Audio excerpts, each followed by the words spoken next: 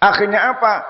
Kalau sampai tingkatan wahdatul wujud itu, maka sudah nggak usah syariat, nggak usah sholat, nggak usah puasa, nggak usah zakat, sudah cukup niat saja dalam hati. Atau disebut dengan kebatinan, solok linglong, apalagi namanya, ya, Islam cengeng, Islam sejati, cengeng lemari Pak. Itu banyak masih pengikutnya, terutama orang yang malas sholat. Bejeng sengkah bisa masuk surga, tak usah bejeng. Saya napa lo saya? Lo saya. Itu Syekh Siti Jenar dahulu menurut riwayat dihukum pancung oleh para wali songo. Begitu juga Al-Hallaj dahulu dihukum pancung oleh para ulama-ulama. Walaupun dipancung apanya, dipancung ajarannya, bukan fisiknya, itu masih khilafiyah. Yang jelas ajaran yang meninggalkan syariat itu dalam konsep Islam yang kafah seutuhnya tidak pernah dikerjakan Nabi. Coba siapa paling tinggi keislamannya daripada Nabi Muhammad? Ada enggak? Wah, Nabi paling tinggi takwanya, tinggi imannya, paling tinggi ibadahnya. An atqakum Rasulullah. Tapi Rasulullah sampai akhir hayatnya mau meninggal hari itu, Rasulullah masih sholat ke masjid, ruku sujud sesuai dengan kemampuan Rasulullah. Sekarang kena berzikir 4444, wis gak usah sholat, sing penting iling. Nah, itu dianggap itu pemahaman yang menyimpang. Gini bang, kita ya syariat saja nggak cukup, harus hakikat. Hakikat saja nggak cukup, harus juga syariat. Jadi syariat dan hakikat itu sama juga mobil bodi dengan mesinnya.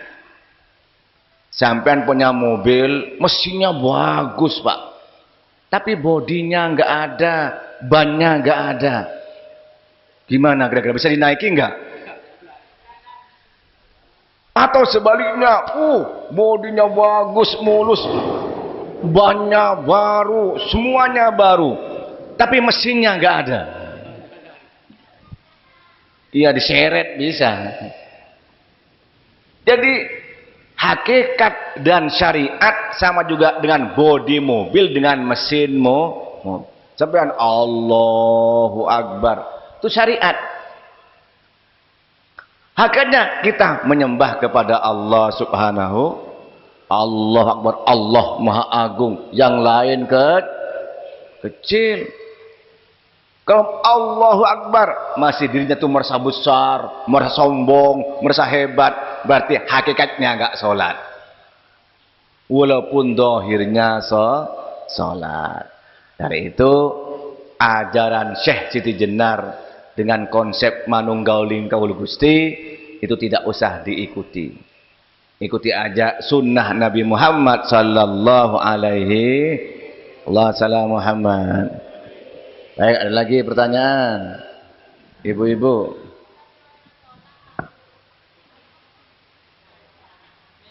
Dikasih mic-nya ibu-ibu. Dikasih. Dibantu.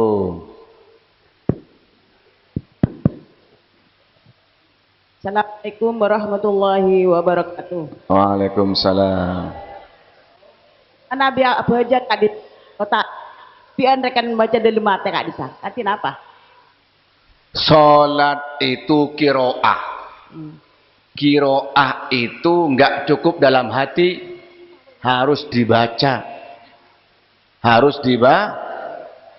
malam yaqra bi Fatihatil Kitab. Barang siapa yang tidak membaca, bukan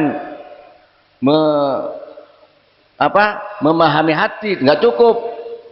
Jadi harus dibaca, mengeluarkan suara yang minimal didengar oleh telinganya sendiri.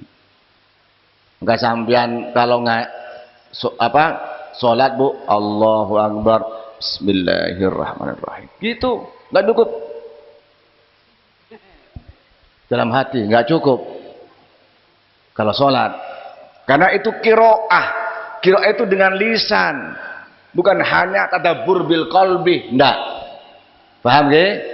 Harus dengan baik para bapak para ibu, semua kita tidak salah bermadhab, tapi ikut madhab ulama-ulama mujtahidin, sehingga agama kita, amalan kita sesuai dengan sunnah Nabi Muhammad sallallahu alaihi wasallam yang dipahami oleh para ulama-ulama mujtahidin, yang sesuai dengan apa dengan kehendak Allah dan Rasulullah sallallahu alaihi wasallam.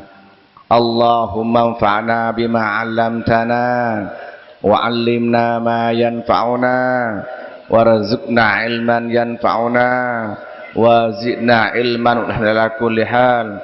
Allahumma inna hadza dzamban illa ghafarta wa la hamman illa farajta wa la daynan illa qadaita wa la saqaman illa syafaita wa la mas'ala yasarta wa la hatim min dunya wal akhirah illa ala kulli syai'in qadir.